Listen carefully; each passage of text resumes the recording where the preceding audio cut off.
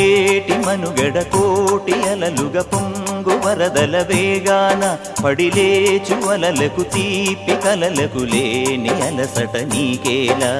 నల్ల నల్ల నీళ్లలోన ఎల్లకిల్ల పడ్డట్టున్న అల్లో మల్లో ఆకాశాన చుక్కల్లు